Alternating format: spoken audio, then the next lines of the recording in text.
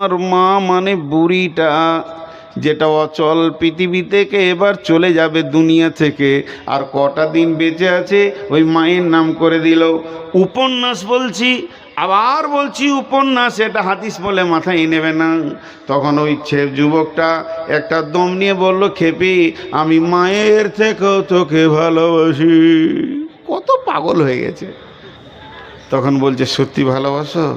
তাহলে আমার একটা কথা শুনো, তোমার মায়ের কলিজা দিতে পারবে আমাকে এইটুকু? দৌড়ল মারিক, হাতে ছিল ছুরি চাকু, বাড়ি ঢুকেছে, বলছে মা। মা দৌড়ে এসে বলছে কি বেটা? যেই বলেছে কি বেটা, বুকে চাকু বসিয়ে দিয়ে ফরফর করে হাড় কটা ফেলে দিল।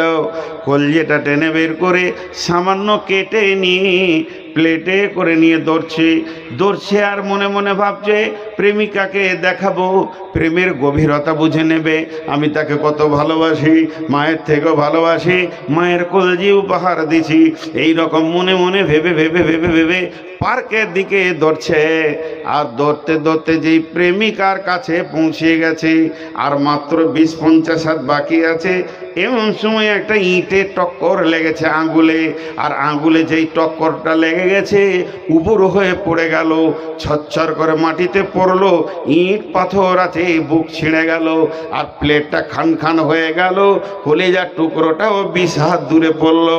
ওই কলিজার ভিতর থেকে আওয়াজ আসছে, কলিজার কাটা কাটা কলিজার ভিতর থেকে আওয়াজ আসে, বেটা রে তোর পায়ে লাগলো নাকি বাবা? এর নাম মা। বেটা তোর পায়ে লাগলো বাপ, এর নাম মা। মায়ের ঋণ শোধ করতে পারবেন আব্বা। আহা, বাপ যে কি গাধার বুঝাবো হয়। শীতে গ্রীষ্মে আমার ছেলে ভালো থাকুক, আমার ছেলে সুখে থাকুক, আমার ছেলে একটা অট্টালিকায় থাকুক। বাজারে যে 1 কাপ চা খাবে না, চা যদি খাই বিস্কিটটা খাবে না, না 8 আনা পয়সা 5 টাকা বাঁচবে, আমার ছেলের কিছু হবে। বাচ্চা ছেলে এটা বুঝে না যে আমার বাপ কিভাবে চলছে, বুঝে না বুঝে না বুঝে না। জি, একটা ছেলে সাইডে কিছু টাকা জমা করেছে, ব্যবসা করে খাবে। এমন সময় ওর বাপ খবর পেয়েছে, আর ওর বাপের একটা অভ্যাস খারাপ, হাতে টাকা আছে নেই, এখনই টাকা দেন নেই, এখনই টাকা দেন নেই, টাকাও রাখতে পারে না, জমা করতে পারে না। ছেলেটা কোনো রকম জমা করেছে। ও খবর পেয়ে গেছে যে আমার বেটার কাছে কিছু টাকা আছে। তখন বেটাকে ডেকে বলছে, খালেক রে, জি আব্বা তোর টাকাটি দে। টাকা দে মানে এবার ওগুলো খাবো, চায়ের দোকানে খালি পুরি খাবো আর বিস্কুট খাবো, তোর টাকা 3 দিনে উড়িয়ে দেবো। ছেলে দেখছে এর হাতে তো টাকা দেওয়া যাবে না, মারলে দৌড় রসুলের কাছে। ঘটনা বলছি, এটা গল্প নয়। নবীজির কাছে গেলেন, নবীজিকে দিয়ে বলছেন রাসূলুল্লাহ আমার বড় বিপদ হয়ে গেছে। বলে কি বিপদ? বলে আমি কিছু টাকা গোপনে জোগাড় করেছি, এই টাকাটা জোগাড় করার পরও আমার বাপ জেনে নিয়েছে আমার টাকা আছে। এখন আমার আব্বা বলছে বেটা রে তুই টাকা দে, আমি আনন্দ করব। আমি আপনার কাছে এসেছি, টাকাটা দিব কি দিব না। আয়া রাসূলুল্লাহ আপনি আমাকে ফয়সালা দেন, আমি যেন টাকাটা রেখে দিতে পারি, না আব্বাকে দিতে হবে। আল্লাহর নবী বলেন আনতা মালিকা লিআবিকা, তুই তো গোটাই তোর বাপের, তো তোর টাকাও তোর বাপের, অতএব এখানে কিছু বলার নাই। আনতা মালিকা লিআবিকা। বাপ মায়ের সঙ্গে খারাপ ব্যবহার করে, বাপের ঋণ শোধ করবেন। আমি একটা গল্প বলি, আবার এটা আমার বাপের কাছে শুনেছি। আমার বাপ আমাকে শুনিয়েছে ছোটতে যে বাপ কি জিনিস। আপনাদের গ্রামের নাম হলো যুগর। একটা ছেলের বয়স হচ্ছে 4 বছর, 3 বছর, ছোট বাচ্চা ছেলে, তোতলা তোতলা কথা বলে, 2টা নাক দিয়ে ফড়ফড় করে পোঁটা আসছে আর ছিঁচছে, জ্বর সর্দি হয়ে গেছে। ছেলেটাকে এমনি করে ধরে সাইকেলের এগুতে বসিয়ে নিয়ে বাইসাইকেল করে চললো। কোথা চললো? সাগর দিঘি ডাক্তার দেখাতে। রাস্তায় যেতে যেতে একটা পুকুরের ধারে একটা সাদা বক চুপ করে বসে আছে এমনি করে। ছেলেটা বলছে আব্বাজি ওইটা কি? বলছে বক। জি আব্বা কি? বক। আব্বাজি কি? বক। আব্বাজি কি? বক। ছোট ছেলে যেমন বলে, ও বলছে, আব্বাও বলে যেছে, ডাক্তারখানা চলে গেল, ঘুরে এলো বাড়ি। ছেলেটার বয়স হয়েছে 43, 4টা ছেলের বাপ, ওই পোঁটা পড়াটা। আর যে ওকে নিয়ে গেছিল সাইকেলে করে 43 বয়সের, 40 বয়সের, তার বয়স হয়েছে 83, লাঠি ছাড়া এখন হাঁটতে পারে না, এবার উল্টো গাড়ি ঘুরছে। তখন এই বুড়া বেটাকে ডেকে বলছে, খলিল রে, জি আব্বা, শরীরটা জ্বর জ্বর লাগছে, বাপ আমাকে একবার নিয়ে চতো সাগর দিঘি, ডাক্তার দেখাবো। গাড়িটাকে ঝাড়লে, এখন হুন্ডার যুগ, পেছনে বসিয়ে দিয়ে গাড়ি স্টার্ট করেছে। ওই পুকুরের পাশ দিয়ে যেছে, হঠাৎ একটা বক দেখে নিয়েছে পেছন থেকে। বুড়া বাপ জিজ্ঞেস করছে, বেটা খলিল এটা কি রে? বক, জি আব্বা। কি রে? বক। কি বেটা? বক। কি বেটা? বলছি বক তো van van van van van করছে। বাপ বড় করা ছিল বলে গাড়ি দাঁড় করা। তুই গাড়ি দাঁড় করা, এক চাকা আগে যাবে না। গাড়ি থেকে নেমে পকেট থেকে কাগজ বের করে বলছে, বেটা 1964 সালে তোর বয়স যখন ছিল 3, তোকে আমি ডাক্তারখানা নিয়েছিলাম। এই পুকুরের পাড়ে একটা বক দেখিয়েছিলি, আমাকে ওই বকটা জিজ্ঞেস করেছিলি আব্বা কি? আমি বলেছিলাম, বেটা বক একবার নয়, দুবার নয়, 74 বার জিজ্ঞেস করেছিস। আমি একবারও ধমকি দিইনি। ছেলের কলিজায় লেগে যাবে, কষ্ট পেয়ে যাবে, সন্তান আমার কেঁদে উঠবে, এটা মেনে নিতে পারেনি।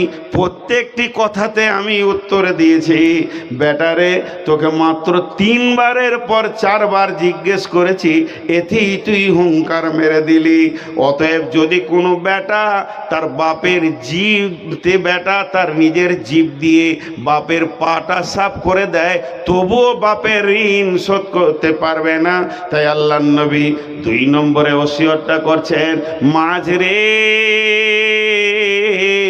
ওয়ালা তাওয়াক্কালনা ওয়ালাদাইকা ওয়া ইন আমারাকা আন তাখরুজা মিন আহলিকা ওয়া মালিকা। হে মাঝ, বলে দাও আমার উম্মতকে, বান্দা বান্দীদেরকে শুনিয়ে দিও, আমি তাদের নবী বলে দিয়ে চলে গেলাম, তারা যেন মা বাপের সঙ্গে ভালো ব্যবহার করে, তাদেরকে ধমকে কথা না বলে। এটা আমি নবী মুহাম্মদ ওসিয়ত করলাম। হাজি কে যে সভাপতি খুঁজেই পেয়েছিলেন। কটা পাইল? আর কতক্ষণ চালাবো? আর 8 ঘন্টা না, শোতা ধৈর্য তোদের সকাল পর্যন্ত। আমি কি রস মেরে যাব? জি, আপনারা তো চালান বলবেন ভাই, আসলে আমাকে দিতে হতো 12টার আগে। আমি তো রুগী ভাই, বললাম 390 সুগার। এই যে পানি, একটু পানি খাইনি, ওই জিভটা শুকিয়ে যাচ্ছে, তখন 1 ফোঁটা লিছি। তাহলে কয় নম্বর হলো? 2 নম্বর হলো। নাম্বার 3 নম্বরটা শুনেন। আল্লাহর নবী বলছেন, লা তাতরুকান্না সলাতা মাকতুবাতান মুতাআম্মিদান ফাইন্না মান তারাকা সলাতা মাকতুবাতান মুতাআম্মিদান ফাকাদ বারিয়াত মিনহু জিম্মাতুল্লাহি। মাঝরে আমার উম্মতকে বলে দিও, তারা যেন জ্ঞান বশত সুস্থ মিজাজে জেনে বুঝে ইচ্ছা করে 1 ওয়াক্ত ফরজ নামাজ না ছেড়ে দেয়।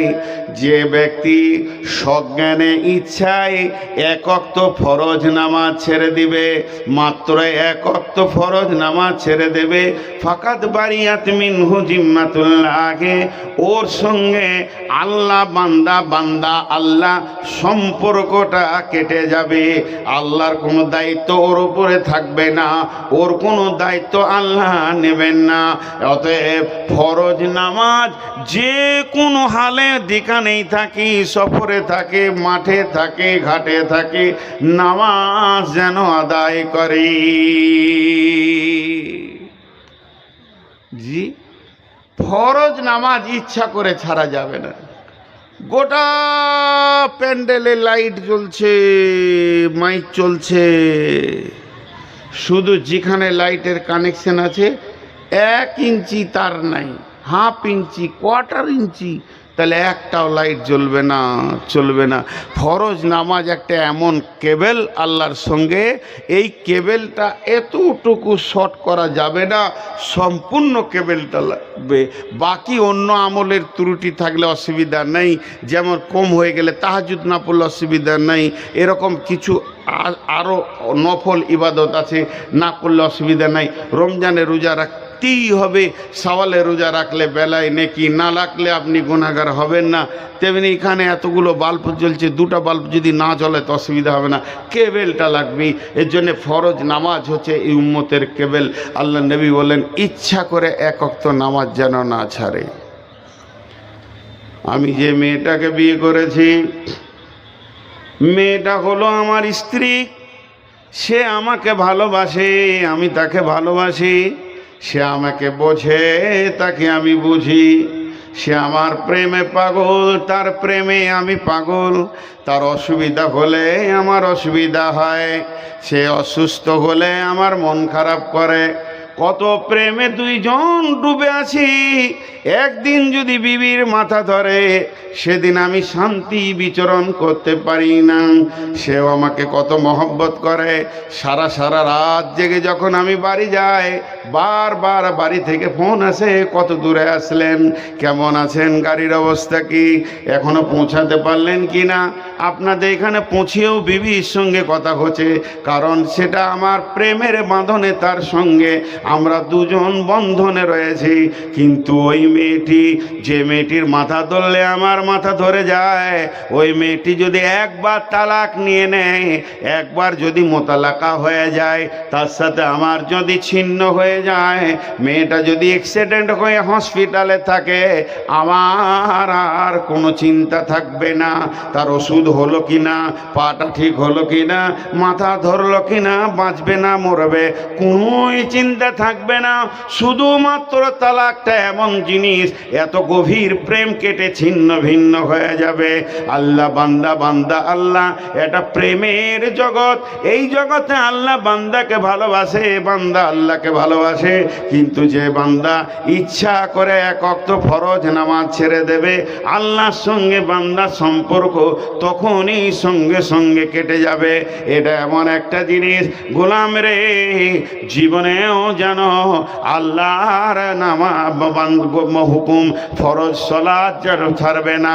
যদি সলাৎ ছাড়ার কোনো কারণ থাকতো, ইমাম হোসেনকে কারবারের ময়দানে নামাজ মাফ করে দেওয়া হতো।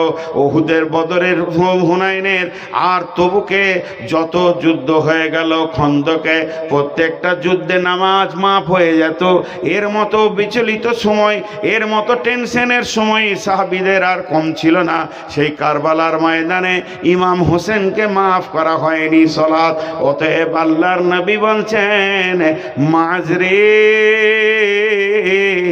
যে হালাতি থাকবে, উজু করে উবুর হয়ে টাইমে পড়ে যাবে। আল্লাহর সঙ্গে বান্দা, বান্দা আল্লাহ সম্পর্ক যদি তুমি রাখতে চাও, ইচ্ছা করে 1 ওয়াক্ত ফরজ নামাজ ছেড়ে দিও না।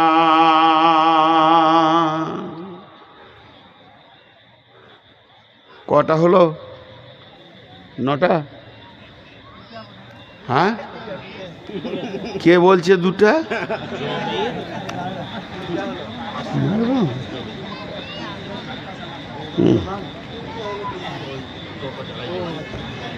কয়টা হলো? 3টা। নাম্বার 4, লা তাসরিমান্নাল খামরা ফাইন্নাহু রাসুন কুল্লি ফাহিশাতিন। যত যুবকের দল আছেন, লজ্জা করবেন না, খারাপ নেবেন না। আমি নূর মোহাম্মদ আপনাদের হাতগুলো ধরে বলছি, বেটা বাপজি হে শোনা হে লাল হে, এই ওসিয়তটা যুবকরা বেশি করে কান করে শুনেন। আল্লাহর নবী বলছেন লা তাশরিবান্নাল খামরা, খবরদার হে যুবকের দল, তোমরা মদ পান করিও না। ফাইন্নাহু রাসুন কুল্লি ফাহিসাতিন, মদ হচ্ছে সমস্ত নোংরা কাজের মাথা। অন্য হাদিসে আছে ফাইন্নাহু মিফতাহুন নার, জাহান্নামের আগুনের চাবিকাঠি। যে লোকটা মদ খেয়ে নিল, যে লোকটা মদের বোতল হাতে নিল, সে যেন জাহান্নামের চাবিটা হাতে নিল। যে লোকটা মদ খেয়ে নিল, সে যেন জাহান্নামের তালা খুলে নিজেই জাহান্নামে ঢুকে গেল। আল্লাহর নবী আর একটা হাদিসে বলছেন ফাইন্নাহু রাসুন কুল্লা ফাহিশাতিন, পৃথিবীর বুকে যত নোংরা কাবিরা গুনাহ আছে, সমস্ত গুনার মাথা হচ্ছে মদ। যে মদ পান করবে তার দ্বারা সমস্ত গুনাহ হয়ে যাবে। যতগুলি লোক আছেন সবারই মুখে একবার আওয়াজ শুনবো, শব্দ। চিল্লাইতে হবে না, ভদ্র মিষ্টি সুরে উত্তর দেবেন। মা বোনেরা মনে মনে বলবেন, আওয়াজ করবেন না। আর পুরুষরা আওয়াজ করে বলবেন, আপনাদের এলাকায় যত কুকুর আছে, কুত্তা, চার পায়ের কুত্তা ঘুরে ঘুরে বেড়ায়, এরা মদ খায়? সবাই বলেনি, পেছনকার লোকরা বলেনি এরা মদ খায়? মানুষে কে ভালো? কুকুর ভালো। আহা, সমাজের লোক কুকুরকে ভালো বলেছে, তাহলে এদের জিন্দেগিটা কোথা গেল? মদ এত খারাপ জিনিস, সমস্ত ব্রেনকে শেষ করে দেয়। আবার একটা গল্প শোনাইছি, দু বন্ধুতে বসে বসে গল্প করছে যে প্রধানমন্ত্রী হবি।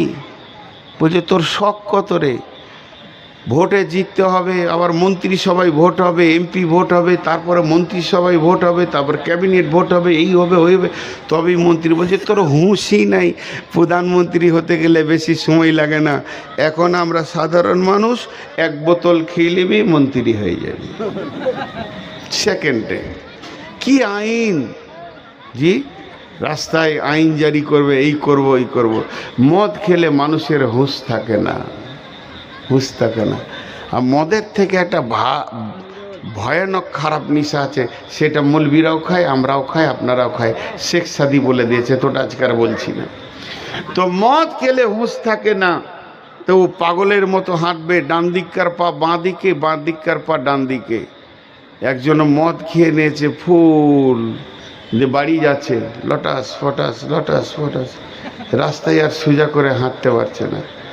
বাড়িতে গিয়ে চাবি নিয়ে ঘরের তালাতে ভরছে, পুশ করবে আর কি, যে চাবি খুলে ঢুকবে, তো চাবিটাকে এমনি করে তালাতে দিয়ে খালি এরকম করছে, ঢোকাতে পারছে না। তখন ওর বউ বলছে, মাতালের বউ, যে চাবিটাকে আমাকে দাও, খুলে দিই। তখন মাতাল বলছে, এই শালি, শালি না বউ, এই চাওয়ালা, তুমি এক্ষুনি বেরো প্যান্ডেলের বাইরে, একবার ওখানে নামাবে না কেতলি, বেরো, ধরো তোমার বাপ ভাই গোষ্ঠীকে বলে দেবে নূর মোহাম্মদ যেখানে থাকবে সেখানে চা নিয়ে যাস না, সোজা চলে যাও রামপুরহাট স্টেশন, বহু লোক বসে আছে চা খাওয়ার জন্যে, ওই বেরো। হাঁটন দেখো, আর নবাবই হাঁটন দিচ্ছে, এই চাওয়ালা তোর এত লেট হচ্ছে কেন বেরোতে? ওহ, কত কষ্ট করে হাঁটছে ও, একজনাও এক কাপ চা খাবে নেওয়ার। হাদিস কোরআনের তফসিরের সময় চা আমি নিজে খাই না, কাউকে খেতে দিই না, এটা খুব কষ্ট পাচ্ছি বলে আমি জিভটা খাই, স্লিপ করি। তো ও ওর বিবিকে বলছে, শালি আমি ঠিক আছি, ঘরটা লড়ছে, তুই ঘর ধর। অঙ্ক দেখেন, হিসাব। তখন মাতালের বউ দেখছি যদি ঘরটা না ধরি তো মারবে। মাতাল যখন রিচার্জ করে বউকে, আনলিমিটেড রিচার্জ করে, মারতে লাগলে তো মারবে। তো জানের ভয়ে ঘর ধরে আছে উনি করে, কি করবে? পরের বেটি মার খাবে খামখায়। তালাতে তো চাবিটা পুশ করতে পারলো না, লটাস করে সে এগনেতে পড়ে গেল। মাতাল যদি একবার পড়ে যায় উঠতে পারে না, অনেকক্ষণ পড়ে থাকবে, ঘন্টার পর ঘন্টা। তো বাড়িতে পড়ে আছে। আর কুকুর নামে একটা প্রাণী আছে, আপনাদের সাগরদিঘিতে পাওয়া যায়, দেখেছেন কুকুর? আহা, দেখেনি, কলকাতায় চিড়িয়াখানায় পাওয়া যাবে কুকুর। কুকুরের বদগুণও আছে, ভালো গুণও আছে। ভালো গুণগুলো খুব সলিড সলিড গুণ আছে। তার মধ্যে একটা হলো মালিক ভক্ত হয়, 2 নম্বর হলো না খেয়ে সবর ধরে থাকতে পারে। এরকম ভালো ভালো গুণ আছে। তার মধ্যে একটা গুণ কি জানেন? একটা গুণ হচ্ছে কুকুর মানুষের মতো যেখানে সেখানে পেশাব করে না। ও পেশাব করার আগে জায়গাটাকে এক্সামিন করবে, নাকে করে মাল দেওয়া যাবে কিনা, এখানে ডেলিভারি দেওয়া যাবে কিনা, পেশাব লেগেছে তারপরও। আর মানুষ যেখানে সেখানে পেশাব করে। তো এবার ওদের ঘরে একটা কুকুর এসছে খাওয়ার তল্লাশে, হাড়হাড্ডি খাবে, তো দেখছে পেশাবও লেগেছে। তুই তার বাথরুম পেশাবখানা যাবে না, ডেলিভারি দেওয়ার জন্য একবার কাঠের কাছে গেল, একবার ইটের কাছে গেল, একবার এখানে গেল, খালি শুংছে, জায়গা পজিশন পেছে না। আর মাতালের মুখে যখন নাকটা লাগিয়েছে, কুকুর বলছে সুবহান আল্লাহ, আল্লাহ জীবনে যত পেশাব করলাম এত দামি জায়গা পাইনি, আজকে মন ভরে পেশাব করে নেবো, যা আছে পেটে উজাড় করব। সুজা করে ওর মুখে মারছে, ও ঢকঢক ঢকঢক করে কেছে। আর ওর বউ ঘর ধরে বলছে আল্লাহ, এ তো বাজারে খেয়ে এলো মদ, আবার এখানে কুকুরের পেচ্ছাপ খেছে। তখন ও ওখান থেকে বলছে শালি বেশি বকবি না, বাজারে খেয়েছি পাখি মার্কা, এখন খেয়েছি কুকুর মার্কা, আর এটা ম্যানুফ্যাকচার টু কাস্টমার সরাসরি চলছে। কুকুরের মুখে এলো। আল্লাহ রসুল বলছে মদ পান করো না। তালবিস ইবলিসে একটা ঘটনা আছে, যে ঘটনাতে বুঝতে পারবেন যে মদ কত খাতার জিনিস। বিশ্বনবী বলছেন ওয়ালা তাসরিমান্নাল খামরা ফাইন্নাহু রাসুন কুল্লি ফাহিসাতিন। হে মাস, আমার উম্মতকে বলে দিও তারা যেন মদের বোতলে হাত না দেয়, তারা যেন মদ না পান করে। আর যদি মদ পান করে নেয়, সমস্ত গুনাহ কাজ তার দ্বারা হবে। এক মসজিদে একটা আবিদ সুবহানাল্লাহ আলহামদুলিল্লাহ ওয়ালা ইলাহা ইল্লাল্লাহু আল্লাহু আকবার সুবহানাল্লাহ আলহামদুলিল্লাহ সুবহানাল্লাহ আলহামদুলিল্লাহ বসে বসে জিকির করছে 20 বছর। এবারেও তাকে দেখছে 20 বছর সারা রাত জিকির করছে। হঠাৎ শয়তান একদিন বড় পীর সাহেব সেজে এসে মসজিদের আর এক কোণে বসে ইল্লাল্লাহ ইল্লাল্লাহ।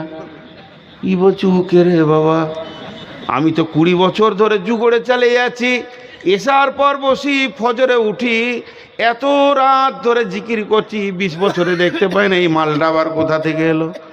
আসলে মালটা কে? জোরে বলবেন শয়তান, নাহলে আসলে বুঝতে পারবেন না। ওলি সেজে চলে এসছে, ই আস্তে আস্তে করে গেল ওর কাছে, যে বলছে সালাম আলাইকুম হুজুর। বলছে বল বল বল। ও তো সালাম লিবেও না, উত্তর দিবেও না, আল্লাহর শান্তি তো পাবে না। বলছে হ্যাঁ বল বল বল। আপনার বাড়ি? বলে তুই কি এসপি আছিস নাকি যে স্টেটমেন্ট দিতে হবে? আমার বাড়ি কোথায়? আমি আল্লাহর ওলি, আমি জিকির করছি। তুই জিকির কর, আমিও করি। নতুন মানুষ তো বলছি তুই কতবার জিকির করলি? বলছে এই সেই এসার নামাজ পড়ে একটু ঘুমিয়ে গেছিলাম, তো 11টার সময় ঘুম ভাঙলো, তো উজু করে বসেছি, এই সুবহানাল্লাহ আলহামদুলিল্লাহ ওয়ালা ইলাহা আল্লাহু আকবার ওয়ালা হাওলা ওয়ালা কুওয়াতা ইল্লা বিল্লাহ, এই চতুর্থ কলেমাটা এই 200 বার হলো। এবার ইস্তেগফার পড়বো 200 বার। আপনার কবার হলো? আমার 3 লাখ হয়ে গেল। ওর মিছে কথা বলতে লাইসেন্স লাগবে না, আছে আগে থেকে। শয়তান আছে 3 লাখ বার, 3 লাখ 3 লাখ। তখনই হালকা করে বলছে বুঝবি না রে বাপ, মারেফাতের তথ্য আছে এখানে, শরীয়ত হাকিকাত তরিকাত মারেফাতে যে গাঁজার টান মারে, এদের দলে চলে গেছে। ই তখন বলছে আমি শিখতে পারবো। পারবি, শিখতে গেলে খুব কষ্ট আছে, তুই পারবি না। বলে কি করে করতে হবে? বলে তাহলে কোরআনের আয়াত শোন। ই বুঝতে পারছে না যে শয়তান কোরআনের আয়াত দিয়ে ধ্বংস করছে ওকে। বিসমিল্লাহির রহমানির রহিম। ইয়া আইয়ুহাল্লাযীনা আমানু তুবু ইলাল্লাহি তাওবাতান নাসুহা। আসা রাব্বুকুম আইয়ুকাফিরা আনকুম। লম্বা আয়াত। হে ঈমানদারেরা, তোমরা তওবা করো, প্রতিজ্ঞাবদ্ধ তওবা। আর তওবা যখন করবে আল্লাহ জীবনের গুনাহ মাফ করে দেবে, মারফাতের দরজা খুলে দেবে। তাহলে তোমাকে তওবা করতে হবে আল্লাহর কাছে। তোমার চোখ দিয়ে পানি আসবে। তখন এই খেপা বলছে, আমি এত তওবা করছি তাও চোখ দিয়ে পানি আসছে না। ই তখন মুচকি হেসে বলবে, আসবে কি করে, আসবে কি করে। তার মতো একটা কাজ করতে হবে, একটা গুনাহ করতে হবে। আর ওই গুনাহটা করার পর যখন তুমি তওবা করবে, তোমার চোখে পানি আসবে। তখনও গাল চুলকাইতে লাগলো। একটা গুনাহ তো, একটা গুনাহ করব না, না করি, চোখে যদি পানি আসে ওলি হয়ে যাব, করি। বলছি কী গুনাহ করব? বলছে তোকে আর কি বলবো, তুই দুর্বল মানুষ। ছোট ছোট গুনাহ বলি না, ছোট গুনাহ। তুই এক কাজ কর, ব্যভিচার করতে হবে তোকে। হ্যাঁ, ব্যভিচার, জিনা? হ্যাঁ। বলছি তোর দ্বারা হবে না, মারি ফেদি, বাক, আর আসবি না আমার কাছে। আবার 10 মিনিট পর গিয়েছে। বলছে ওইটা বাদ দে, আর কিছু আছে? বলছে দেখ, তুই এলি তো, তোকে সেকেন্ড চান্স দিচ্ছি, আর আসবি না। তাহলে তোকে একটা মার্ডার করতে হবে। মার্ডার? এটা ছোট গুনাহ? সরে গেল। আবার দেখছি ও চালাইছে জিকে, ইল্লাল্লাহ ইল্লাল্লাহ। তখনই দেখছি যে আমার থেকে তো এগিয়ে গেছে। বলছে আর কিছু আছে? বলছে দান দান 3 দান, এটাই হলো শেষ চান্স। যদি মানবি তো মানবি, নাইলে আমার কাছে আর আসবি না। তোকে জেনা করতে বললাম, বললি পারবো না। মার্ডার করতে বললাম, বললি পারবো না। তাহলে এখন একটা লাস্ট চান্স দিচ্ছি, 1 বোতল মাল খেতে হবে। খাবি? তাহলে তুই আমার মতো মারেফাতের ফকির হয়ে যাবি। অনেকক্ষণ থেকে ঢোক টোক গিলে বলছে এত রাতে পাবো কোথা? ওর পকেটেই ছিল, বার করে দিয়ে দিলে। মালটাকে? হ্যাঁ, ও মাল নিয়ে গেছে।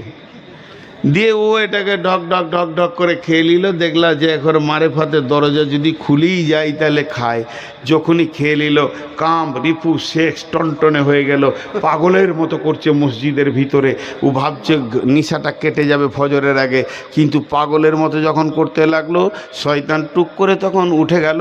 জিকির করা ছেড়ে দিলে মসজিদ থেকে বেরিয়ে গিয়ে ওই গ্রামের ভিতরে 7 ভাইয়ের একটা বোন। 7 ভাই গুন্ডার ডাকাত, বিরাট বড় এলাকায় ডনগিরি করে। তাদের একটা চাঁদের সোনার বোন। 7 ভাই যেন ওই বোনটা সকাল বেকার গালে চুমা দেয়, এত ভালোবাসে। সেই বোনটাকে রাত্রিবেলায় শয়তান কোলে করে তুলে নিয়ে এলো বিছানা থেকে তুলে নিয়ে এসে ওই আবেদের কাছে দাঁড় করিয়ে দিল। আর শয়তান নিজের হাতে ওর শরীরে যত কাপড় ছিল খুলে দিল। ই তখন সেক্সে আছে, এর ঘরে আছে, মদের চাপে আছে। রিপু যেন উত্তেজ হয়ে গেছে। মসজিদের ভিতরে মেয়েটাকে নিয়ে উবর হয়ে পড়ে গেল। যখনই স্খলন হয়ে গেল, শক্তি কমে গেল, সঙ্গে সঙ্গে নিশা কাটতে শুরু করেছে। তখন শয়তান বলছে, আবে রে, তুমি মসজিদে মদ পান করে 7 ভাইয়ের এক বোনকে নষ্ট করে দিয়েছো, মসজিদও নষ্ট হয়ে গেছে। এখন তোমার বাঁচার উপায় কি? ওদের ভাই যদি জানতে পারে এখনই তোমাকে মেরে শেষ করে দেবে। তার আগে একটা সহজ বুদ্ধি দিচ্ছি, শুনে লাও। শয়তান কিভাবে ওকে খারাপ করছে।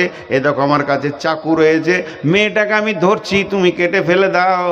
আর 2 জনাতে তুলে নিয়ে গিয়ে নদীর ধারে পুঁতে দিব পাঁকে। এই বড় করে কেটে দিল, নদীর ধারে পাঁকে পুঁতে দিল। এবার আবেদ বলছে কি করব কি করব, আমার দ্বারা মদ খাওয়া হলো, জিনা করা হলো, আমার দ্বারা মার্ডার করা, 3টে কাজ হয়ে গেল। কোন দিকে যায় কোন দিকে যায়, পালাবার অনেক রাস্তা করছে, রাস্তা ব্রেনে আর আসছে না। কিন্তু ওই শয়তান গভীর রাত্রিতে ওই 7 ভাইয়ের এক ভাইয়ের দরজায় গিয়ে ধাক্কা মেরে দিয়ে বড় ভাইকে উঠিয়ে দিয়ে গায়েবীভাবে আওয়াজ করছে, এ অমুকের বোন, অমুকের ভাই, বিছানায় গিয়ে দেখ তোর বোনটা নাই। ওই বোনটা নদীর ধারে পাঁকে পোঁতা আছে বাবলা গাছের নিচে। লাশটাকে দেখগা, এটাকে মার্ডার করেছে, মসজিদের ওই আবেদকে ধরগা। গভীর রাতে আওয়াজ পেয়ে 7 ভাই দৌড়ল আগের নদীর ধারে। বা বোনের গলা কাটা লাশ দেখে সাত ভাই তো পাগল হয়ে গেল। মসজিদ আবেদকে দিয়ে দুটো বাড়ি মেরেছে, মুখ দিয়ে খুলে গড় গড় করে বলে দিল আমি মদ খেয়ে বেবিচার করে ফেলেছি, তারপরে মার্ডার করে দিয়েছে, আমার হুঁশ ছিল না। সাত ভাই মারতে মারতে ওকে লাশ বানিয়ে দিল। নাপাক হালাতে মসজিদকে নাপাক করে মদ পেটে করে বেবিচার জেনা করে মার্ডার করে জাহান্নাম চলে গেল। অতএব আল্লাহর নবী বলছেন মাঝরে লা তাসরিবান্নাল খামরা ফাইন্নাহু রাসুন কুল্লা ফাহিশাতিন, হে মদ খবরদার তোমরা মদ পান করবে না, আর মদ হলো সমস্ত গুনার মাথা। ওই লোকটা যদি প্রথমে মদটা না পান করত, বাকি দুটো কাজ করতো না। এর মাঝে একটা কথা বলছি, রাজনৈতিক দলের দিকে তাকিয়ে দেখেন, তাতে সিপিএম ছিল যখন, তৃণমূল এখন আছে, আর যে কোনো রাজনীতিকে দেখবেন কংগ্রেস যুবকদেরকে প্রথমেই মদের বোতল হাতে গোপনে ধরিয়ে দেবে, তাদের চরিত্রকে লুটে নেবে, আর এর বউকেও গাড়ি করে ঘুরবে, ওর বউকেও গাড়ি করে ঘুরবে, আর এমনি টনটনে ঘুরে বেরিয়ে রাজনৈতিক নেতারা জানে যুবকদেরকে পাগল করা যায় মেয়ে দিয়ে আর মদ দিয়ে। আল্লাহ রসুল বলছেন লা তাসরিবান্নাল খামরা, মাঝরে জীবনে মদ পান করিও না, ফাইন্নাহু রাসুন কুল্লি ফাহিশাতিন, মদ হতে সমস্ত খারাপ কাজের মাথা। মিনাল জিন্নাতি ওয়ান নাস, এই কথাটা যদি ব্যাখ্যা করা যায়, এই দলে রাজনীতি নেতারা পড়বে, নেতারা ভালো ভালো চরিত্রবান ছেলেদেরকে একদম শেষ করে দিচ্ছে। ও ডিগ্রিওয়ালা ছেলেদেরকে আগে মদের বোতল ধরিয়ে দিচ্ছে, আর অমুকের বউকে নিয়ে ছবি তুলতে হবে, আবার দিয়ে আসগা, এই করতে করতে চারিদিকে গোলমাল লাগিয়ে দিয়ে রাজনীতি খেল চলছে। ওই জন্য আল্লাহ রসুল হুঁশিয়ারি করে দিলেন। ক নম্বর বলা হলো ওয়াইয়াকা ওয়াল মাসিয়া ফাইন্না বিল মাসিয়াতি হাল্লুন সাকাতুল্লাহি। মুআয রাদিয়াল্লাহু তাআলা আনহুকে আল্লাহর নবী বলছেন মাজরি, যে এলাকায়, যে গ্রামে, যে বস্তিতে, ভালো করে বুঝবেন, একবার বলবো এটা, দুবার বলবো না, যে এলাকায়, যে গ্রামে, যে বস্তিতে, যে এলাকায়, যে গ্রামে, যে বস্তিতে কাবিরা গোনা প্রকাশ্যভাবে চলবে, কাবিরা গোনা প্রকাশ্যভাবে চলবে, রাজপথের ধারে লুডু চলবে, তাস চলবে, দাবা চলবে, রাজপথের ধারে চলবে জেনা ব্যভিচার সুদ প্রকাশ্য চলবে, আর ওই সময় যদি লোক চুপ করে বসে থাকে কিছুই না বলে, আল্লাহ এলাকাকে ধ্বংস করে দিবি। ওয়াইয়াকা ওয়াল ফিরারা মিনা ওয়াইয়াকা ওয়াল মাসিয়া ফাইন্না বিল মাসিয়াতি হাল্লুন সাকাতুল্লাহি। এটা 5 নম্বর। যে বস্তিতে তুমি হাঁটবে দুধারে দেখবে কাবিরা গুনাহ চলছে, প্রতিবাদ করার কেউ নাই, তখন তুমি জেনে নাও কিয়ামত কাছিয়ে গেছে।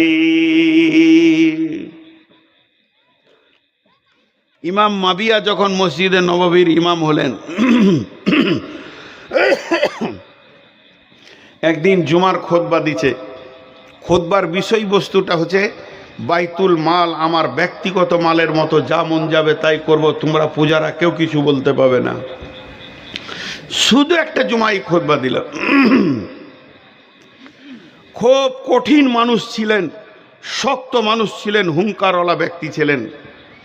দ্বিতীয় জুমা উঠে আবার ওই একই বক্তব্য দিলেন, বাইতুল মাল আমার মাল, এ ব্যাপারে তোমাদের কোনো কমান শোনা হবে না, কথা বললে একদম শেষ করে দেব, যা মন যাবে করব। দ্বিতীয় জুমা চলে গেল। তৃতীয় জুমা আবার ওই রকমই মুখ খুলেছে, বাইতুল মাল আমার নিজের মালের মতো। এই 2-3 কাতার একটা লোক বসেছিল, গ্রামের লোক, ওই পাড়াগাঁ থেকে এসেছে, ওখানে জুমা পড়ে, ওই জায়গায় কন্টিনিউ জুমা পড়ে, ঝাগড়া চুল, মাথায় তেল নাই, এত অভাবী, সব দিন খেতে পায় নাই। সে জুমাতেই দাঁড়িয়ে গেল, দাঁড়িয়ে এরকম আঙুল তুলে বলছে, ইমাম মাবিয়া, আর একবার যদি আপনি বাইতুল মাল আমার মাল বলেন, আমি একাই জিহাদ ঘোষণা করলাম, আপনার জিভ ছিঁড়ে বের করে নিব। আর একবার যদি বাইতুল মাল আপনি নিজের মালের মতো ব্যবহার করব যদি বলেন।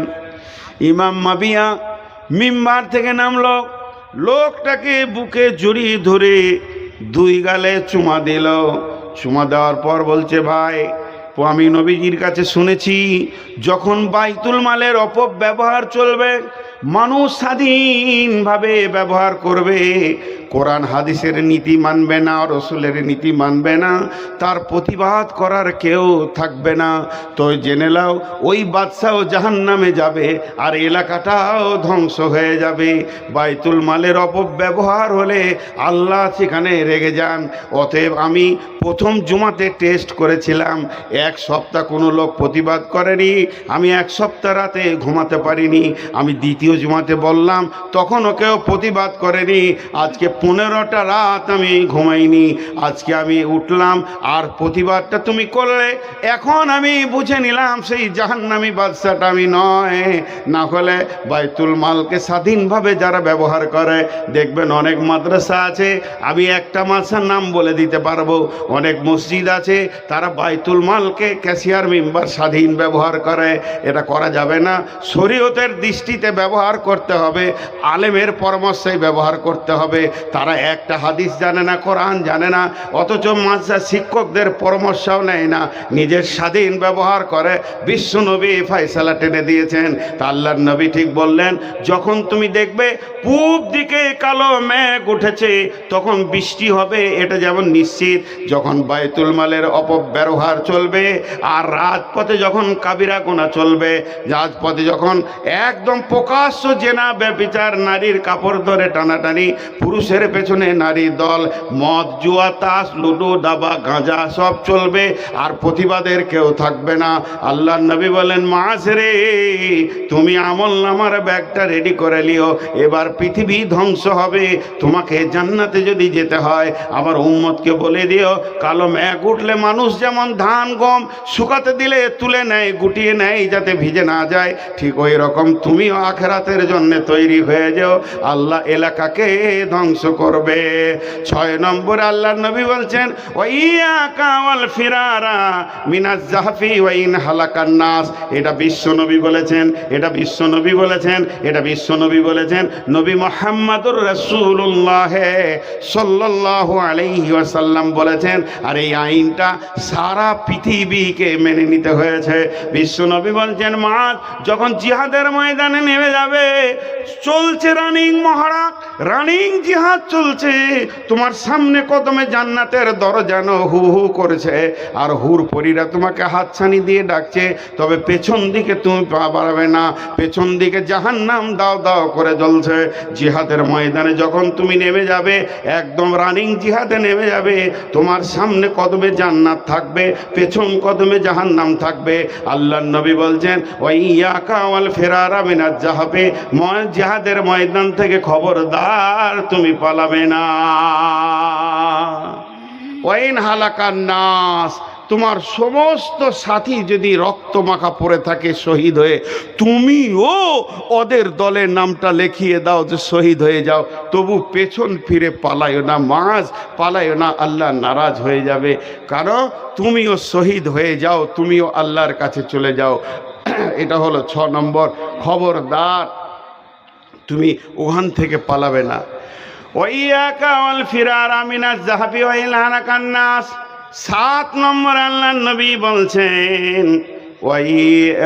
ওয়াইয়াকা ওয়াল ফিরারা মিনাজ ওয়া ইন আসাবান নাসে মাউতুন আনতা ফীহি ফাসবুত ওয়া ইন আসাবান নাসে মাউতুন ওয়া ইন আসাবান নাসে মাউতুন আনতা ফীহি ফাসবুত। এই আইনটাও আল্লাহ একবার দেখিয়ে দিলেন। আল্লাহর নবী বলছেন, মহামারী কখন কখন এসে যাবে, কখনো কলেরা আসবে, বসন্ত আসবে, কখনো আর কিছু আসবে, দল দল খালি লাশ বেরোবে, সকাল বিকাল মানুষ মরে যাবে। আল্লাহর নবী বললেন, ওয়া ইন আসাবান নাসে মাউতুন আনতা ফীহি ফাসবুত, তখন তুমি সফর বন্ধ করে দাও, ঘরের মধ্যে বসে যাও। তবে জেনে নাও, মহামারী তোমার মতের মালিক নয়, তোমার মতের মালিক হলো আল্লাহ। করোনা চলে এলো, করোনায় যদি মতের মালিক হতো, যে লোকগুলো মরেছে এরাই কি করোনা হয়েছে, তাদের পাশে পাশে আমি ঘুরলাম, আমার কেন হলো না? আমি একটা রানিং করোনার রোগীর গায়ে হাত দিয়ে দোয়া করে আসলাম।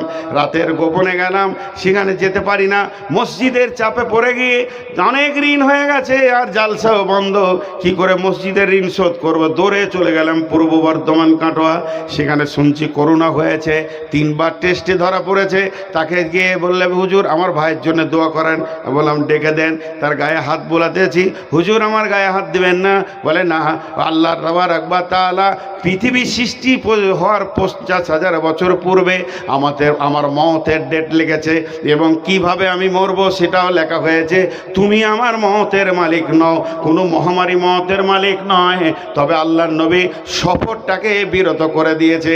এই গাঁয়ের লোক ওই গাঁ যাবে না, ওই গাঁয়ের লোক এই গাঁ আসবে না। এটা আল্লাহর নবী বলছেন, ওই নাসা বান্নাস মাউতুন আনতা ফিহি ফাসবুত।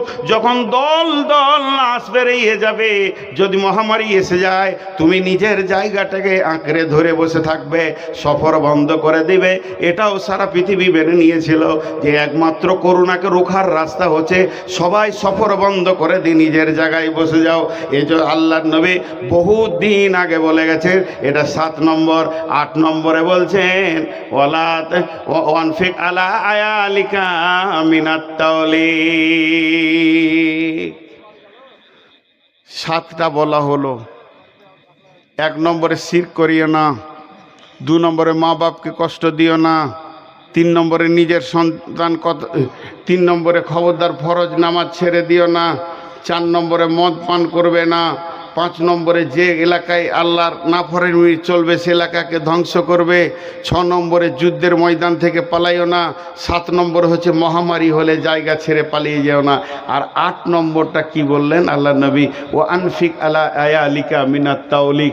এখানে মা বোনেরা রেডি থাকেন, যদি দেশি মুরগি ডিম থাকেন তো আমাকে 4টা করে দিয়ে পাঠাবেন। আমার তো বেটি আজকের জন্য আপনারা বাপ চাইছি, একটা লাইসেন্স দিব আপনাদেরকে, এত দামি লাইসেন্স দিব, খুশি হয়ে 4টা করে ডিম দেবেন সবাই, যেন 2 বছর ধরে খায়। দেখেন না, এটা তর্জমা করলে মেয়েরা খুশি হয়ে যাবে। আল্লাহ নবী বলছেন, ওয়ানফিক আলা আয়ালিকা মিনাত তাওলিক। হে পুরুষের দল, তোমার অধীনস্থে যারা খায়, তোমার বাপ, ভাই, বোন, বেটি, বিবি, একমাত্র বিবি তোমার অধীনস্থে রয়েছে। তোমার যেমন ইনকাম তেমনি বিবির পেছনে খরচা করো, বখিল হয়ে যেও না।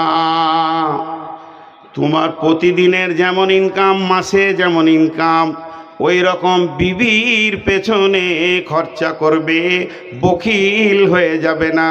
ওই মেয়েটাকে 16, 17, 18 বছর পর্যন্ত আব্বা মা কলিজা খাইয়েছে, ভালো ভালো ফল খাইয়েছে, এত সুন্দর করে তোমার কোলে তুলে দিয়েছে। যেদিন ব্যবহারের যোগ্য হয়েছে সেদিন তোমাকে দিয়েছে। আর তুমি কত হার কিপটে মাল, এখন আঙ্গুর যেন বাজারে থোকা থোকা রয়েছে, গোটা সিজন পেরিয়ে গেল, তুমি কিনে খাওয়ালে না। এজন্য বিশ্বনবী বলছেন, ও আনফিক আলা আয়ালিকা মিনাত তাওলিক। তোমার যেমন ইনকাম আছে অধীনস্থদেরকে অমনি খাওয়াও। মা বোনেরা লাইসেন্সটা নেবেন, ভালো করে আঁচলটা পাতেন, বেঁধে নেবেন। দিয়ে দিচ্ছি হাদিস থেকে। আল্লাহ রসুলের চাচার নাম ছিল আবু সুফিয়ান। আল্লাহ রসুলের চাচার নাম ছিল আবু সুফিয়ান। যে মাবিয়ার কথা বললাম ওর বাপ আবু সুফিয়ান, আর মাবিয়ার মায়ের নাম হচ্ছে হিন্দা।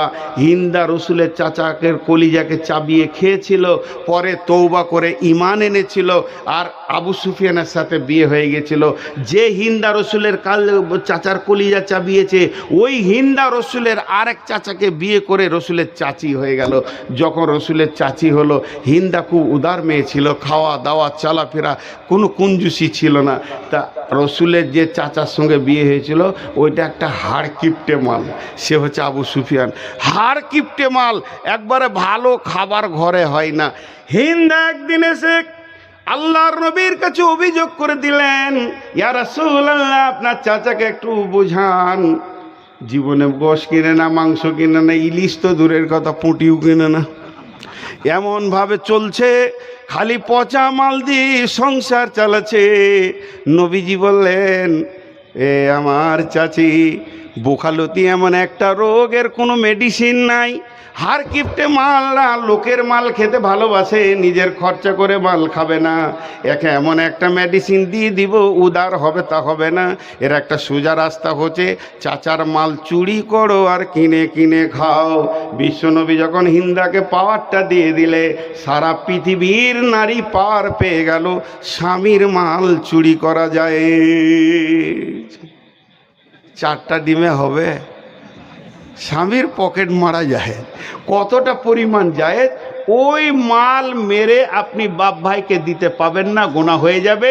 ওই মাল মেরে আপনি দান করতে পাবেন না। আঙ্গুর খেতে মন গিয়েছে, এ মাল কিনবে না, আপনি শিরিক করে একটা 500 টাকা বের করে নিয়ে 2 কেজি আঙ্গুর খেলেন, তবে ওকে দেখায়েন না, দেখলেই তো প্রশ্ন হবে। আর যদি ধরে ফেলে যে আমার পকেটে 1500 ছিল, 1000 আছে, ঘরে তো আমরা 2টো লোক, আর কেউ নাই, বিটি তো চলে গেছে শ্বশুর বাড়ি, আর বেটা তো কলেজে থাকে বাইরে, যদি আপনাকে বলে 500 টাকা পেছি না, তো সোজা করে বলবেন আল্লাহর কসম আমি লিনি, গুনাহ হবে না। স্বামীকে মিথ্যা কথা বলবেন খুশি করার জন্য। আল্লাহ আকবার, ওই টাকা থেকে আমাকে কিছু ভাগ দিয়েন, তাতেও লাভ হবে, গুনাহ হবে না। তো আল্লাহ রসুল বললেন ওয়ানফিক আলা আলিকা মিনাত তাওলেক। 9 নম্বরে নবীজি বলছেন ওলা তারফা'আন নাসা কাল আদাবা, ওলা তারফা'আন নাসা কাল আদাবা। আদবের লাঠিটা হাতছাড়া করে দিও না। স্ত্রীকে শাসন করার জন্যে, কন্যাকে শাসন করার জন্যে, ছোট ভাইকে শাসন করার জন্যে একটা লাঠি তৈরি করে রাখবে। যে ঘরে আদবের লাঠি থাকে, ওই ঘরে আল্লাহর রহমত বর্ষণ হয়। যেমন তুমি খাবে রাজার ভোগ, তেমনি দেখাবে তুমি বাঘের চোখ। কারণ তোমার অধীনস্থে যারা রয়েছে, এরা শরীয়তের বাইরে গেলেই তুমি ধুমকাবে, তুমি শাসন করবে। এটা আল্লাহ বলছে, আল্লাহ রসুল বলছেন ওলা তারফা'না আসাকাল আদাবা। 9টা হয়ে গেল। 1 নম্বরে শিরক করিও না, 2 নম্বরে মা বাপকে খবরদার কষ্ট দিও না, 3 নম্বরে জেনে বুঝে ফরজ নামাজ ছাড়বে না, 4 নম্বরে মদের বোতল ধরবে না, 5 নম্বরে হলো যে গ্রামে, যে এলাকায়, যে বস্তিতে আল্লাহ নাফরমানি চলবে, আল্লাহ ধ্বংস করবে। 6 নম্বরে হলো খবরদার জিহাদের ময়দান থেকে পালাবে না, জিহাদের ময়দানে তুমি শহীদ হয়ে যাও। 7 নম্বরে হলো যখন মহামারী এসে যাবে, তুমি নিজের জায়গায় নিজেই চুপ করে বসে যাবে, তবে এটা ঈমান রাখবে না যে মহামারী তোমাকে বেড়ে দেবে। মতের মালিক হলো আল্লাহ। 8 নম্বরে হলো তুমি যেমন ইনকাম করবে, বিবির পেছনে খরচা করো। 9 নম্বরে হলো অধীনস্থদেরকে শাসন করার জন্যে তুমি আদবের লাঠিটা হাত ছাড়া করে না। কি লেখছে আমি বলে দেবো, বিরাট জাদুঘর হুজুর খানিক কালেকশন করবেন, লেখছেন বলো মুখস্থ আছে। হ্যাঁ গো, 17 বছর বিয়ে করছি, শ্বশুর বাড়ি কবে যেতে হবে এটা আমাকে বলতে হবে? দিবি? আমি লিবই না, আমি লিবই না। হাজি, যে বক্তাকে চিঠি দিতে হয় আদায় করো, ও বক্তা, ও গাঁজাখোর। এই আফসোস লাগে এটা আমাকে। তার মানে আমার ওস্তাদ বলছে তুমি রাস্তায় হাঁটছো, আর পেছন থেকে যদি কেউ বেল বাজায়, তো তুমি জুতোটা খুলে নিজের মাথায় 2বার মেরে লিও। কেন? তুমি হাঁটতে জানো না, ওকে বেল বাজাইতে দুবো কেন? আমার পেছনে বেল বাজাবে, তাহলে আমি তো রাখাল বাগাল।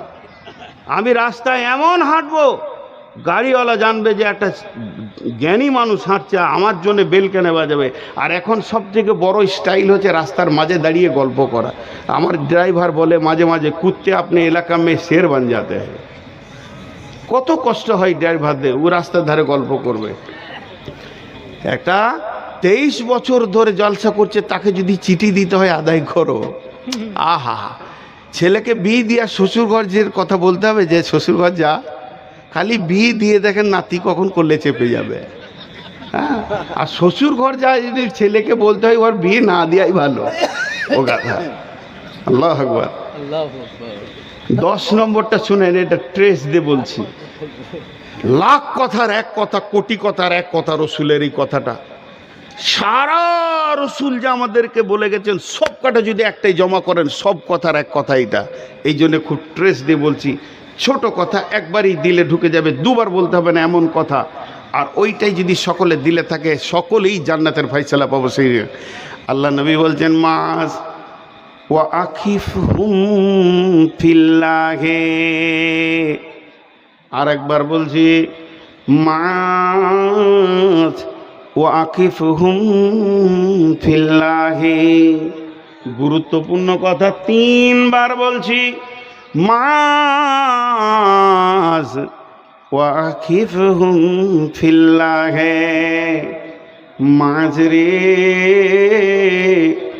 যেখানে তুমি থাকো, একা থাকো, সজ্জনে থাকো, তুমি জনসমুদ্রে থাকো, নির্জনে থাকো, জঙ্গলে থাকো, পৃথিবীর যে প্রান্তেই থাকবে, সঙ্গে আল্লাহর ভয়কে রাখবে। যদি তোমার সঙ্গে আল্লাহর ভয় থাকে, তোমার কাছে আর গুনাহ পৌঁছাবে না। সকলে জোরে আমিন বলবেন। আমি যখন একটা কথা বলবো বুঝে আমিন বলবেন। হে আল্লাহ, আমাদেরকে রসুলের ওসিয়তগুলোকে মানার তৌফিক দাও। এখন আপনাদের কাছে আমি একটা কথা বলবো। আমি যে এতক্ষণ বকলাম, আমি মাদ্রাসারই ফসল। যদি আমি এই যুগের মতো মাদ্রাসা যেখানে আছে ইসলামপুর আমি না পড়তাম, এতগুলো কথা বলতে পারতাম না। নূর মোহাম্মদ যদি মরে যায়, আমি যদি এখনই মারা যাই, সমাজের বিরাট ক্ষতি হবে। তা হবে না, এক তিল পরিমাণ ক্ষত হবে না, একটা তিল পরিমাণ ক্ষতি হবে না। কিন্তু মাদ্রাসাটা যদি ধ্বংস হয়ে যায়, সমাজের সব শেষ হয়ে যাবে, সব চলে যাবে। আমার মতো নূর মোহাম্মদকে এই যুগের মাদ্রাসা জন্ম দিতে পারে, এই মাদ্রাসা দাবি করতে পারে। আমার সামনে এসে নূর মোহাম্মদ তুই যা বকলি বকলি, তুই আমার পায়ের নিচে আছিস, তোর মতো নূর মোহাম্মদকে আমি জন্ম দিই। সেই ফ্যাক্টরি আপনারা করেছেন। একবার আল্লাহর রাস্তায় উদার চিত্তে হাতটা বাড়ান। আমি কিন্তু 5 মিনিটের বেশি থাকবো না। আউয়ালের মতো 1.5 ঘন্টা দিল আর করলো। আমি শুনছিলাম এই এত টাকা, এই এত টাকা, এত টাকা, 17টা নাম বলার পর না আমিন আল্লাহুম্মা আমিন। আরে ভাই, এগুলো কেন শুনছিলেন? আমি তাল বেশি না। এগুলো যদি ঠিকমতো ব্যাখ্যা করা যায়। আউয়াল নাম করে বলছি, মৌলানা আব্দুল আউয়াল আমার মহব্বতের মানুষ, ওকে আমি ভালোবাসি, উনি আমাকে ভালোবাসেন। আমার থেকে অনেক গুণে বড় আলিম। উনি ইচ্ছা করলে আমাকে পড়াতে পারবেন। আমি নিজের মুখে বলছি মাইকে। ওই লোকটার কাছে যদি 1 ঘন্টা 2টা হাদিস শুনতেন, চোখের পানি আসতো। না শুনে এত টাকা দিল জরিনা, খাদিজা এত টাকা দিল, তো হলো তো দিলে তো কী করলি, নিচে বেড়াগা একজন খালি এই করে করে 2 ঘন্টা কাটিয়ে দিলে। এগুলো সব না কমিটির দোষ, না বক্তার দোষ, সমাজের দোষ। ওর নাম যদি না বলা হয় তো জরিনার মন খারাপ, ঘরে গিয়ে বলবে আমার নামটা করে নেই কেন। আউয়ালের মুখে নাম শুনলে কি মানে আল্লাহ খুশি হয়ে যাবে? এটা শেষ নয়। সাহাবিরা কোটি কোটি বিলিয়ন ডলার দিয়ে দিয়েছে। হজরতে আবু বকর দিয়েছেন, উমার দিয়েছেন, ওসমান গনি স্বর্ণ দিয়েছে, রূপো দিয়েছে, কোনো প্রচার নেই, চলে এসছে। কোনো আল্লাহর গোলাম আছেন একবার নাম বলবেন না, দিবেন এরকম কেউ আছেন আল্লাহর গোলাম? একবার উঠে বলেন কে কত দেবেন? 10,000, 20,000, 50,000, 1,000, 2,000, হাজারের নিচে নেই। আল্লাহর রাস্তে বলেন। আমি কিন্তু বেশিক্ষণ থাকবো না। আমার পরে কেউ বক্তা আছে? আচ্ছা, আমার পরে কেউ বক্তা নেই, জি বলেন। আল্লাহর বান্দা বলেন, 1টা 2টা বলেন কমসে কম। আসলে আউয়াল ভাই হার শুধু খেয়ে পালিয়েছে, কিছু রাখে নাই, চুষে খেলিয়েছে। জি বলেন। যুগর এলাকার লোক খুব চালাক নাকি গো? আমি অসুস্থ অবস্থায় এতক্ষণ বকতে পারবো নিজেও ভাবতে পারিনি। 1 ঘন্টা 55 মিনিট বলেছি। মা বোনেরা চলে যান না, মা আমার, শোনা আমার, একটু দিয়ে যান কিছু টাকা পয়সা, যা এনেছেন ওটা নিয়ে যান না। রাস্তায় হারিয়ে গেলে মাথা ঠুকবেন, পস্তাবেন যে দিয়ে এলি ভালো হতো, আল্লাহর খাতায় নামটা থেকে যেত। আমি বেটি বলেছি তো বাপের মতো মনে করে কিছু দিয়ে যান আল্লাহর হস্তে। একটাও মা বোন চলে যাবেন না। এই জি ভাই, একটা কথা বলি, 1 মিনিট টাইম দেন। যতগুলো লোক বসে আছেন 1 মিনিট টাইম দেন। 1 মিনিট। উঠিয়েন না, উঠিয়েন না, উঠিয়েন না। যারা উঠে গেছেন আমি আপনাদের মেহমান, হাত 2টা ধরে বলছি 1 মিনিট দাঁড়ান। 1 মিনিট, 1 মিনিট। আমি ঘড়ি দেখছি, আমি যেটা বলবো মনে করছি এটা 3 মিনিট লাগবে বলতে। জি দোয়া করব। আপনারা আর কেউ উঠবেন, আমার হাতের দিকে তাকান। বেটি একজনা উঠবেন না, আমার হাতের দিকে তাকান। আমি যেটা বলছি এটা শুনেন। তবুকের যুদ্ধের একটু অংশ 2 মিনিট বলবো। তবুকের যুদ্ধে তবুকের যুদ্ধ হয়েছিল জর্ডানের সঙ্গে, আর জর্ডান বর্ডারে তখন মানে রোম সম্রাট, রোম পারস্য সব একসঙ্গে ছিল, বৃহত্তর রোম ছিল। যখন খবর এলো রসুলের কাছে যে এখানে কাফের বেঈমানেরা মক্কার ওপরে হামলা করবে, আর যে বাদশাহ হেরাকেল ছিল, এই ঝগড়া করার কারণটা কি? যুদ্ধ হওয়ার তো একটা কারণ থাকতে হবে, কোনো কারণ ছিল না।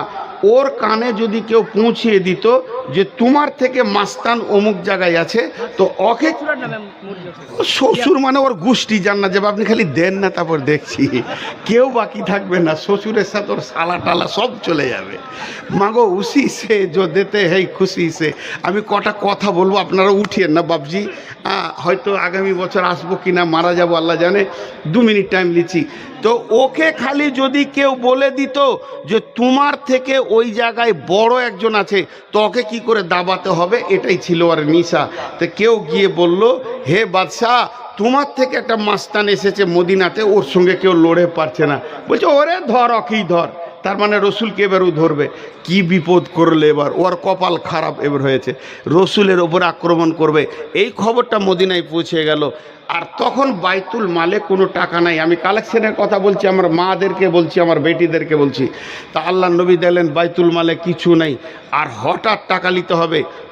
রসুল্লাহ সাল্লাম কখনো লোক পাঠিয়ে কালেকশন করতেন, কখনো তহসিলদার পাঠাইতেন, গ্রামে গ্রামে কালেকশন করতেন, কখনো যে দান করবে তাকে ডেকে নিতেন। আপনারা একবার অফ করবেন না, আমাকে কথাটা বলতে দেন। আর এরপরে সালামটা আবার ভরছেন কেন? একই তো কথা কেটে দিচ্ছে, তারপর আবার সালাম ভরছে। তো এবার মজা দেখেন, ঘটনাটা হলো কি, রসুলের কাছে খবর, আল্লাহ নবী বলেন এলান করে দাও। এলান করা হলো মসজিদে নববীতে। এলানটা আপনাদেরকে করছি, শুনেন কি এলান করা হলো। ও মদিনা, ও মদিনার আনসার মুহাজিরেরা,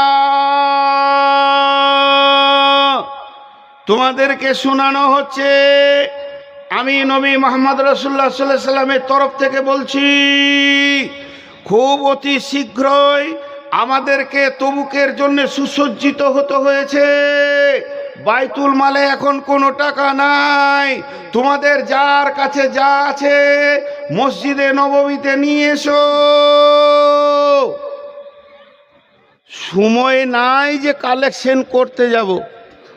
কথাটা বুঝতে পারলাম? আপনারা আমাকে হ্যাঁ না বলেন। সময় নাই যে কালেকশন করতে যাব, তোমরা চলে এসো। আমি একা কালেকশন করলে 100 জনের কাছে যেতে হবে, আর 100 জন যদি আমাকে একা দেয় তো 1 মিনিটে হয়ে যাবে। যেই এলানটা হয়ে গেল, হাদিসের পাতাতে এসেছে যে মেয়েদের দল আলাদা, ছেলেদের দল আলাদা, শিশুর দল আলাদা, গরিবের দল আলাদা, যার কাছে যা ছিল। যেমন মৌচাকে মাছি এসে ভিড় করে, ঈদগাহে মানুষ যেমন চারিদিক থেকে আসে, রোডে একটা অ্যাক্সিডেন্ট হলে চারিদিক থেকে লোক যেমন দৌড়ে যায়, ওই রকমভাবে নিজের নিজের মাল নিজে মসজিদে নববীতে ঢেরি লাগিয়ে দিলেন। ভাই, বলা হয়ে গেল আমার যেটা বলার ছিল। কেন বললাম এবার ওইটা আমি বলছি।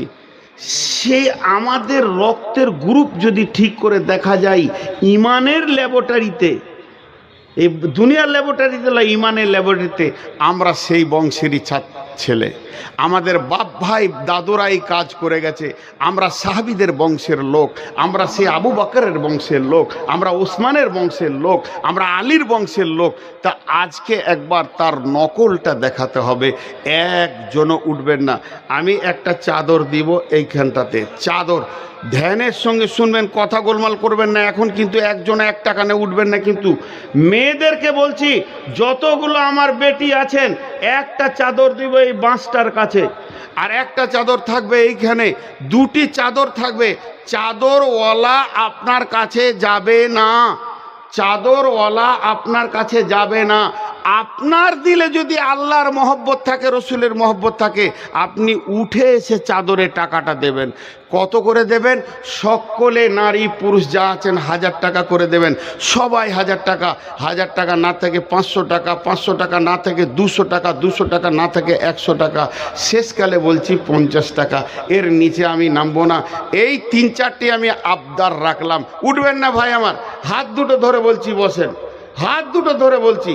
নাহলে সারা রাত রাস্তা খুঁজে পাবেন না, মুসা নবী কমের মতো সারা রাত হাঁটবেন, সকালবেলায় দেখবেন যে প্যান্ডেলই বসে আছে। বেশি চালাকি করিয়েন না, এখান থেকে পালালে ঘর যাবেন না, হসপিটাল যেতে হবে, উবুর হয়ে রাস্তায় পড়বেন, নাক ফেটে যাবে, 3 দিন হসপিটালে থাকবেন, তারপরে ঘর আসবেন 17,000 টাকা খরচা করে। এমন দোয়া দিয়ে দিব, একজনও উঠবেন না এখানে। আমি আপনাদের সঙ্গে নাটক করিনি, ম্যাজিক দেখাতে আসিনি, আমি এটা কোনো গানের মঞ্চ নয়, এটা মাদ্রাসা জামিয়ার মঞ্চ, অতএব হুঁশিয়ারের সঙ্গে। তা আমি 2টি চাদর 2 জায়গায় দিচ্ছি, চাদরওয়ালা যাবে না। এই যে আমার কাছে একটা 200 টাকার নোট আছে, কেউ যদি চাদরে এসে 200 টাকা দেয়, আমার মা বোনকে বলছি সে 600 টাকার নেকি পাবে। কেন? 200 টাকা দিল তার নেকি, 2 নম্বরে সে চাদরে দিয়েছে, এটা একটা সুন্নত, তার নেকি, 3 নম্বরে সে আল্লাহর জন্য 2 পা হেঁটেছে। আপনি জীবনেও একবার আল্লাহর জন্য 10 কদম হাঁটেন, আপনার টাকাটা, চাদরটা আমি দেবো, বিজনেস তো আমার, ওরা কেন চাদর দিচ্ছে, সব ভেজা। ও আমি হলাম, আমার নাম নবাব, কিছুরই নাই অভাব, ভিক্ষা করা স্বভাব, মার্কেট আমার, তোমার কিসের কুটকুটি? হ্যাঁ, আমি 2 ঘন্টা বকবো, টাকা আমি লিব না, টাকা তুমি নেবে, মজা কত। আমার কথা কান্দে শুনেন, এরপরে শখ করলে আসবেন, কিন্তু একটা কথা বলছি, ধ্যান দিয়ে শুনেন, আপনার রক্তে যদি 1 ফোঁটা ঈমান থাকে, একটা সর্ষে দানাবর, আল্লাহর কসম, আল্লাহর কসম, আল্লাহর কসম, নারী পুরুষকে বলছি, 1 ফোঁটা যদি সর্ষে দানাবর ঈমান থাকে, আপনি পেছন ফিরে পালাতে পারবেন না, পারবেন না। আমি কোরআনের জন্য ডেকেছি। আপনার কাছে টাকা যদি না থাকে তো 1 টাকা দেন, শেষ কথা।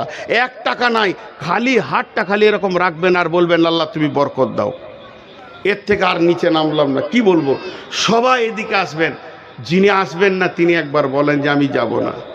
ওই ধারে টেবিলটা ফাঁকা আছে, ওই টেবিলটা মেয়েদের এখানে দিয়ে দাও, আর এই টেবিলটা ওখানে দিয়ে দেন। আচ্ছা, রুমাল দিয়েছে, তাহলে ওই টেবিলটা নামিয়ে দেন, টেবিলটা নামিয়ে দেন। টেবিলের পাশে 2 জন দাঁড়াবেন। জি, আমি এখন দোয়া দিচ্ছি, দোয়া শেষ হবে, তারপরে উঠবেন, তার আগে উঠবেন না, ওইখানে দিয়ে দেন।